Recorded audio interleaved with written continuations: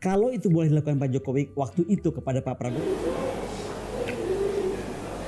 Halo semuanya, kembali lagi di livestream Tirta ID for your pemilu yang muda yang berpolitik. Semoga masih ada semangat ya untuk menyimak obrolan malam ini gitu, karena sebenarnya datanya masih terus masuk gitu ya untuk quick count. Kemudian kita juga udah kedatangan narsum-narsum yang baru. Tadi kita udah berbincang bersama teman-teman dari lembaga survei dan juga dari kali ini kita juga akan bersama peneliti tapi dari background yang lain begitu. Sebelum kita berbincang dengan teman-teman yang sudah ada di kantor Tirto, kita mungkin akan melihat dulu quick count sekilas ya. Malam ini per 18.45 waktu Indonesia Barat. Di sini udah ada beberapa quick count dari hasil beberapa lembaga survei gitu, ada Indikator, kemudian ada Samarsi, ada Poltreking, ada Carta Politika, dan ada Populi gitu. Dan memang masih belum terlalu ada penambahan signifikan di dua paslon lainnya, masih seperti yang sebelumnya. Yang unggul sementara ini adalah paslon nomor urut 2 Prabowo Gibran gitu. Dan memang secara angka di atas 50% ya teman-teman.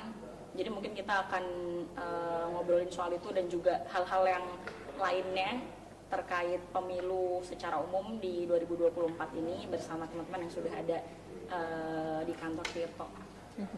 Mungkin kita langsung aja kita sapa teman-teman yang sudah ada di sini. Jadi masih ada nih Mas Wasisto bersama kami semua gitu ya. Mas Wasisto Rahardjati dari peneliti BRIN gitu. Kemudian kita ada bertambah tamu dari sebagai peneliti Data and Democracy Research Hub Monash University Indonesia, ada Mbak Ika Karlina Idris. Halo. Tepuk tangan dulu dong. Tadi Mas Wasisto nggak ditebak? Oh ya, langsung Karena udah tua ya. Iya, betul. Kan luka lama, Mbak. Segmen sebelumnya ya. Segmen sebelumnya. Oke. Mungkin kita sebelum ke Mbak Ika ya, kita ke Mas Wasisto dulu mungkin. Ikut saya. Langsung gitu ya. Kita masih ngomongin soal ini Mas, kita masih ngomongin soal quick count nih terbaru ya.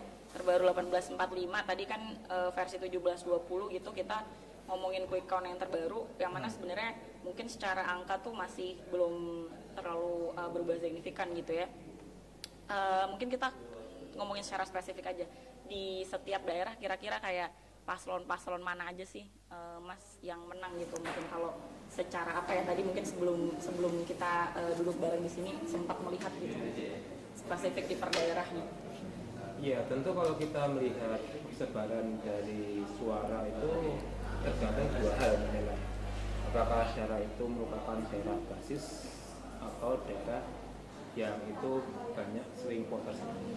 Nah, kalau kita lihat di berbagai daerah di Indonesia kan yang dikatakan konsen cuma beberapa aja, seperti hanya Sumbar, Aceh, Bali, dan lain sebagainya. Artinya memang kita perlu melihat bahwa persebaran dari suara itu kebanyakan itu masih didominasi pemilih yang itu notabene swing voter atau pemilih mengambang. Kita juga melihat adanya program atau pendekatan apa yang ditawarkan, tapi juga ingin melihat legasi apa yang nanti bisa diteruskan dari program Jokowi ini gitu. Karena kalau kita lihat ya, dibanding approval rating Pak Jokowi ini kan tinggi ya, dan tentu ini menjadi semacam parameter ya bagi pemilih di daerah yang mengambang ini agar legasi ini ada suksesornya. Dan inilah yang kita bisa baca ya, jadi kalau kita bisa lihat ini ada semacam polarisasi pemilih secara psikologis ya, antara mereka yang memang melihat status quo sebagai prasyarat, tapi ada pula yang ingin melihat suatu perubahan. Dan daerah-daerah ini yang bisa kita baca ya dari berbagai macam sejauh ini ya. Jadi itu sih yang kita bisa baca, bahwa daerah basis ini yang saya pikir masih mengedepankan antitesa dari narasi besar yang digaungkan oleh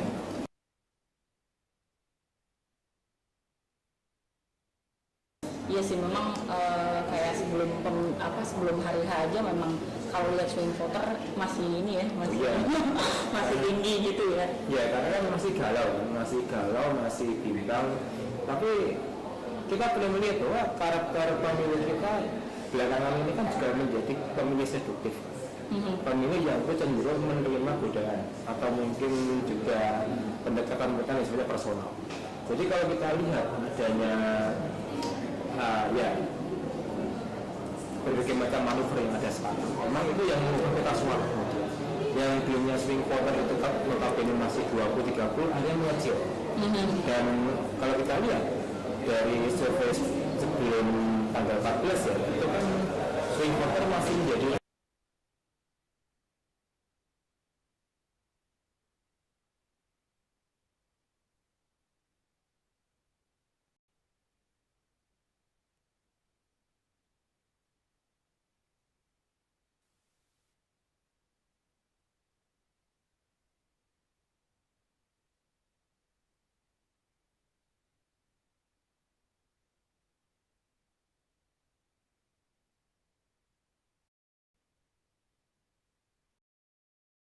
Ketika kita ngomongin tren media sosial hari ini nih, mungkin bisa cerita dulu karena kan di apa namanya di Mbak Ika juga memang menganalisis soal itu ya, mungkin bisa cerita kayak tren hari ini seperti apa, kemudian polarisasi selama pemilu 2024 itu seperti apa.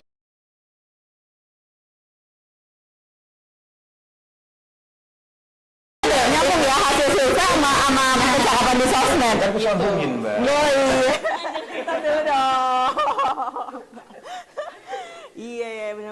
Makasih ya Mas, ini mempermudah hidup aku dan hidup Nela ya. Mempermudah host ini ya. Iya, mempermudah host. Oke, jadi apa? Ya harus sering-sering diundang berarti kalau pinter sumbernya. Enggak, tadi udah bilang ada agenda selanjutnya. Oh, oke. Oke, jadi gini.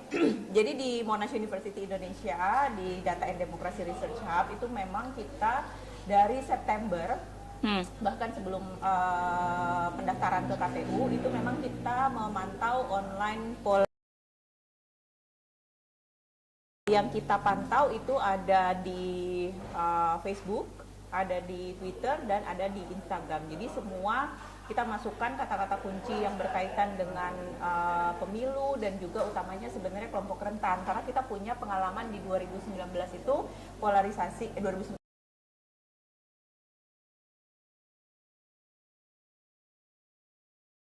itu kita masukkan. Nah, waktu kita analisis pertama polarisasi tinggi dibandingkan 2019. 2019 ini kita pakai datanya dari teman-teman CSIS. Kebetulan mereka memantau, kita nggak ada data 2019. Mereka memantau, terus kita bandingkan, ternyata jauh lebih tinggi. Yang kedua, kita memantau polarisasi itu ke dalam 4 dimensi, ya. Jadi pertama adalah polarisasi politik berkaitan dengan apakah dia pro pemerintah atau kontra pemerintah gitu ya. Yang kedua adalah polarisasi ekonomi.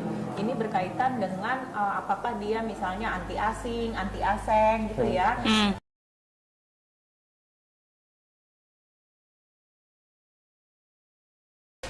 Kayaknya mau ngambil ahlinya Enggak lah. gitu ya.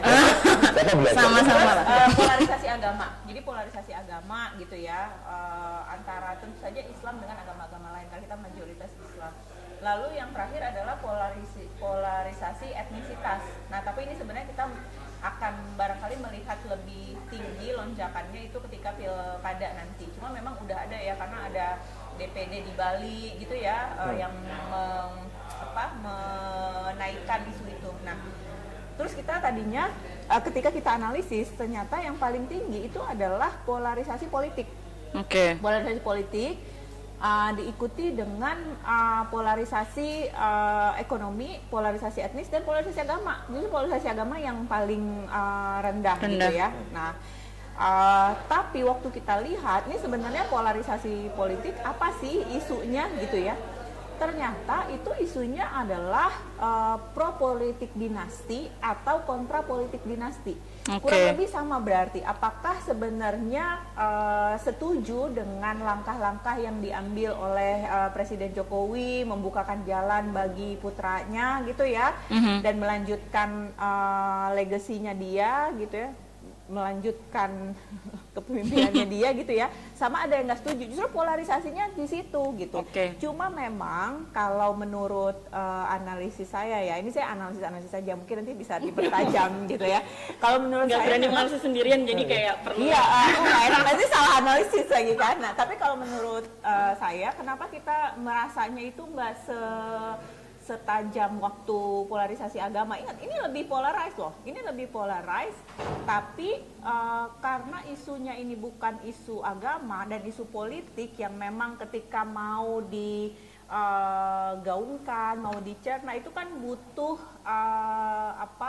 butuh juga kita mencerna informasi lebih baik, edukasi politik yang lebih baik gitu kan.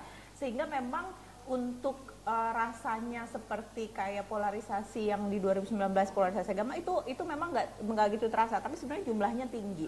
Itu dari pantauan kami. Nah, nyambung sedikit barangkali, nah ini udah muncul ya. Iya. Jadi selain mungkin bisa ke targeted groups ya. Nah, jadi selain polarisasi, kami juga memantau itu ujaran kebencian. Nah, ini kerjasama dengan AJI dan memang kerjasama dengan Boston University. Nah, Boston University saya kayaknya perlu jelaskan ya, daripada nanti dikirain ada pengaruh-pengaruh asing. Boston University ini karena kita nggak punya data awalnya. Jadi awalnya kita nggak punya data. Data itu kan platform semuanya nggak ada yang nyediain data. Kalaupun dia nyediain mahal harganya itu 300 juta. Jadi akhirnya kita berkolaborasi dengan Boston University yang punya resources, ya kan? Kalau nggak gimana? Tapi sekarang kita udah punya sendiri lah. Nah, jadi waktu itu kita minta data ke mereka, kita kasih keyword mereka yang ini. Jadi biar jelas ya kenapa ada Boston di situ.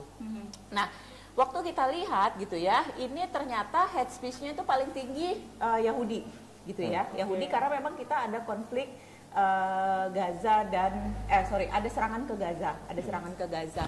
Nah, jadi memang di sini ternyata nggak semuanya itu related to election. Nah, kalau nggak salah sekitar, mungkin bisa di overview lagi, balik ke overview. Yang related to election itu, nah itu berapa ya? Yang kuning-kuning itu?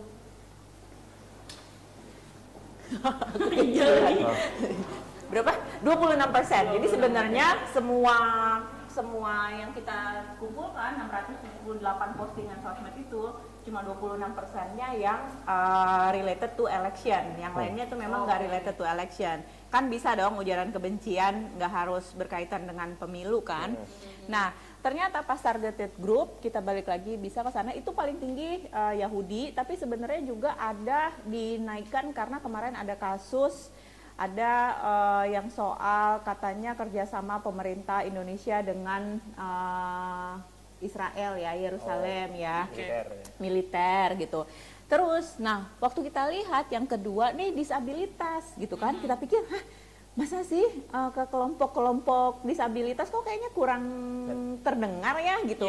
Kita ngecek dong data kita. Nah ternyata pas di sana kan kita memang kalau disabilitas itu kita memasukkan kata-kata yang berkaitan dengan ujaran kebencian seperti cacat, tuli, buta gitu ya. Tapi pas kita lihat lagi teks kita itu sebenarnya masih berkaitan dengan pemilu. Dan utamanya cacat hukum, cacat demokrasi ya, tuli dengan suara rakyat, buta akan realitas yang kayak gitu-gitu. Jadi sebenarnya itu kritik lagi-lagi ke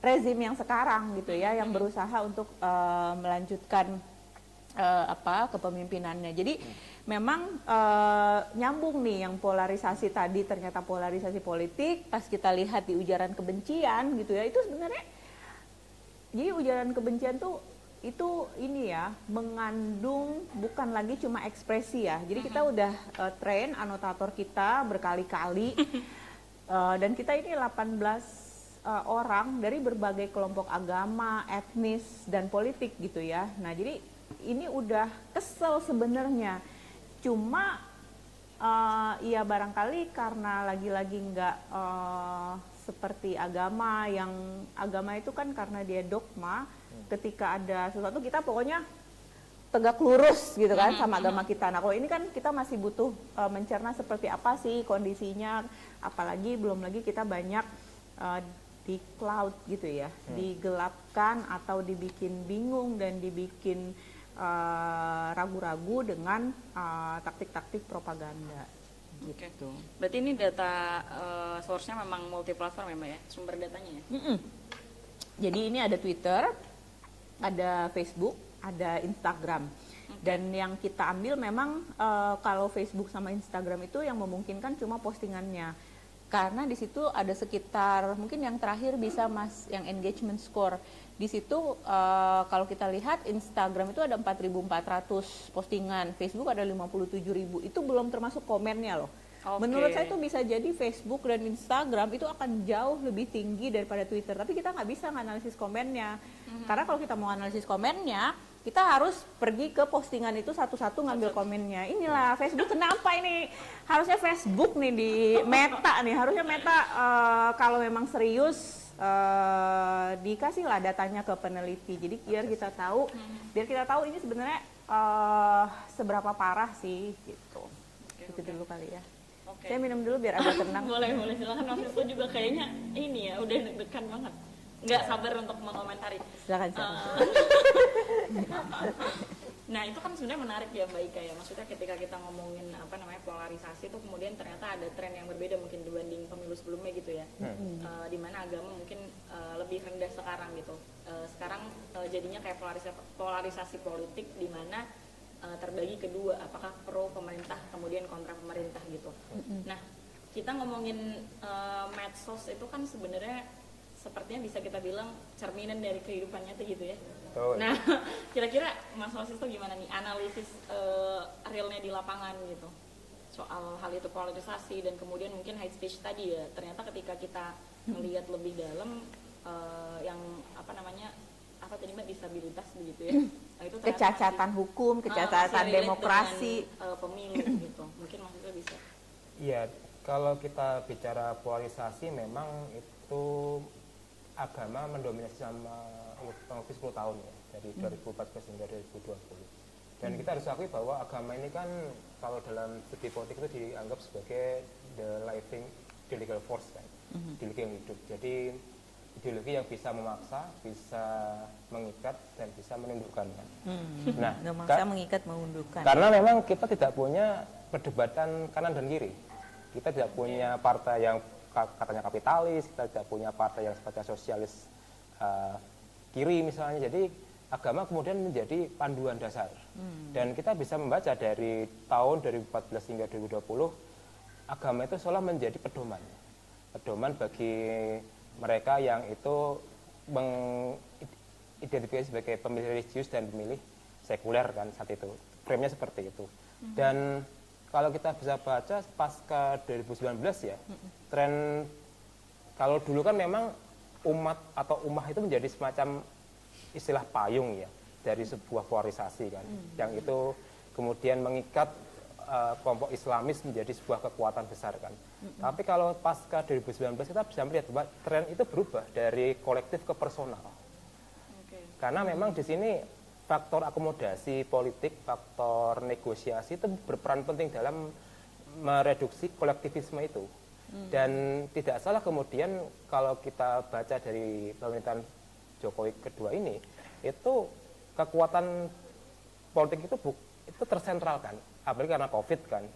Sentralisasi eksekutif ini yang menjadi dalam tanda kutip ya musuh bersama kemudian, terutama pasca COVID ya, dan kemudian manuver-manuver yang ada.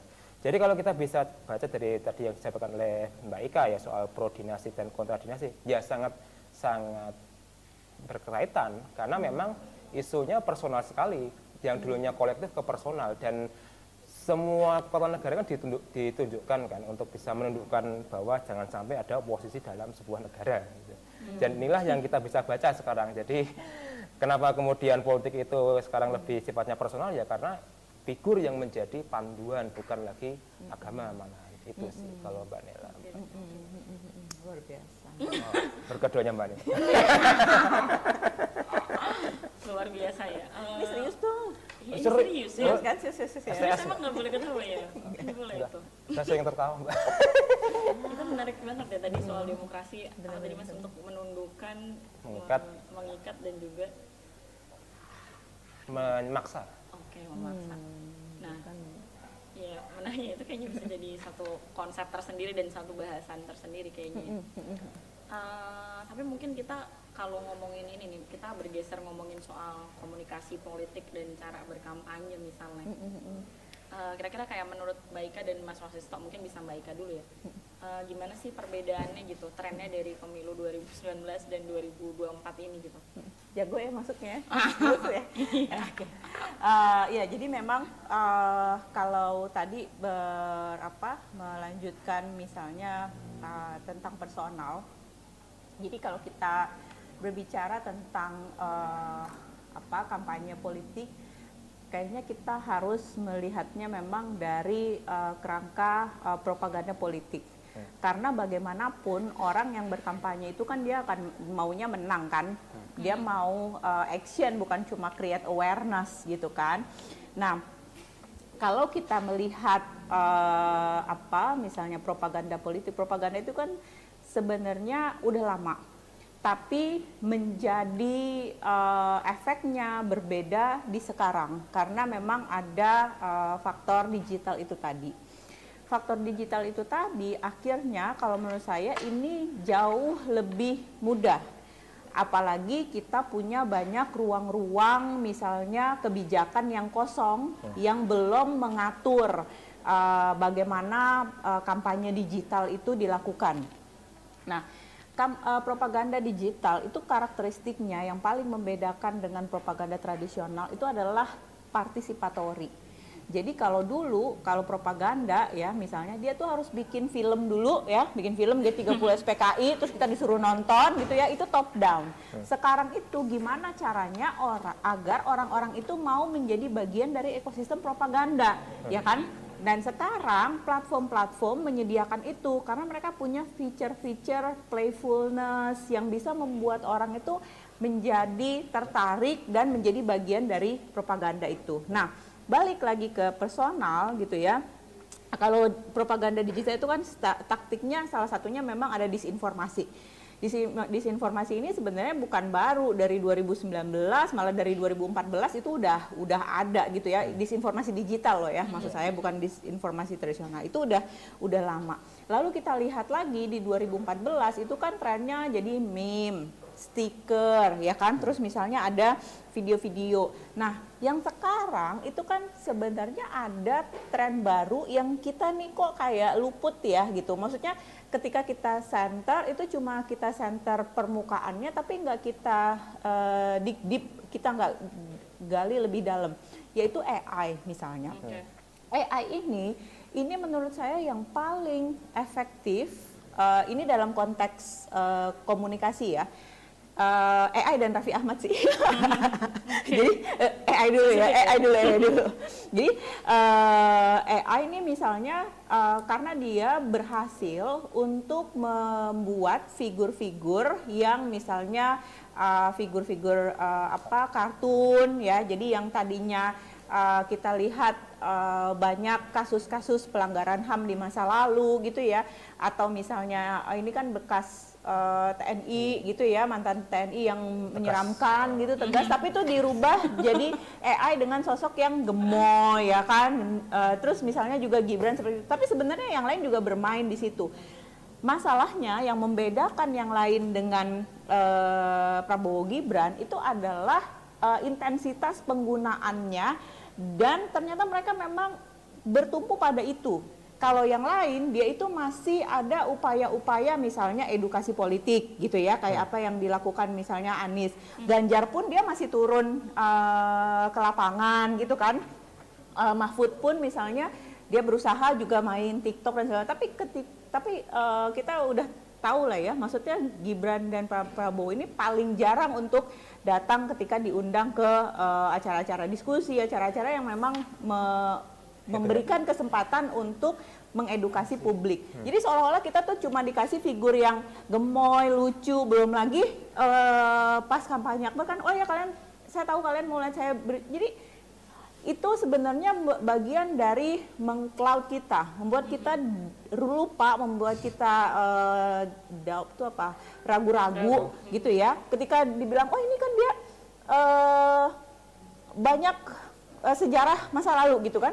Tapi ketika kita melihat figur yang lucu gitu ya, menggemaskan, menyenangkan gitu, dan di satu sisi kita lihat figur yang misalnya mengkritik, marah-marah, aduh kok ini nggak seneng banget, dan tentu kita akan menilai lebih dulu dengan mood yang di-share ke kita, ya kan? Kan sebenarnya mood itu menular kan. Nah, jadi menurut saya itu ada aspek di situ yang belum lagi ini banyak permasalahan ternyata ketika kita menggunakan aplikasi AI gitu kan, itu kan data kita dikumpulkan. Data, bayangin deh kalau dia itu kan ada lomba-lomba gunakan AI ini gitu kan, nanti di-share, itu kan data kita dikumpulkan semua gitu. Ketika data dikumpulkan itu kan bisa dipelajari dengan lebih baik.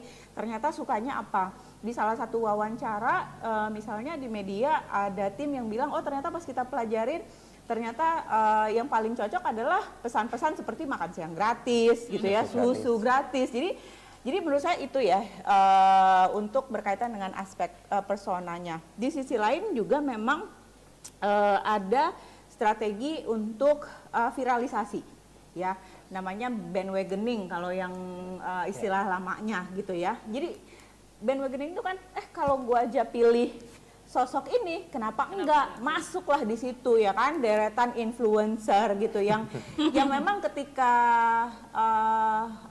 ketika kita lihat kan kita nih menggunakan media, tentu kita juga mau mengisi waktu luang, kita juga mau entertainment gitu ya, dan itu dia ketika banyak salurannya, saluran YouTube-nya, susternya aja ada saluran, ada tayangannya gitu kan, dan ketika kita mengkonsumsi itu terus-terusan, kita kan akhirnya menaruh kepercayaan kita terhadap sosok-sosok tersebut. Capek kan kita nonton acara diskusi kayak gini, nontonin Mbak Ika apa gitu kan ngomongnya gitu. Nah, boring. Iya, jadi akhirnya yang masuk yang kayak gitu udah. Jadi menurut saya memang kita bisa melihat bahwa di tahun ini propaganda di dunia digital itu banyak bolongnya yang tidak diawasi sama yang harusnya mengawasi gitu.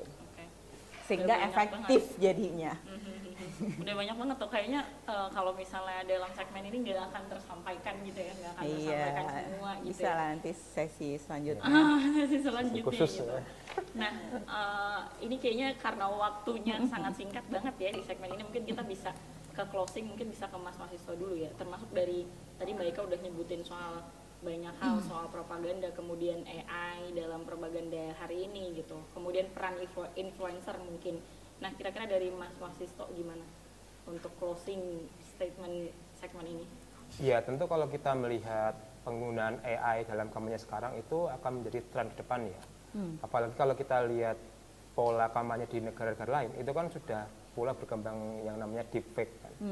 Yang itu bisa memanipulasi suara. Kita juga ada kemarin ya? Ya, itu ada kemarin. Nah, itu bisa menjadi senjata politik bagi lawan ya. Kalau misalnya mereka kemudian mau menjatuhkan atau mungkin mendiskreditkan.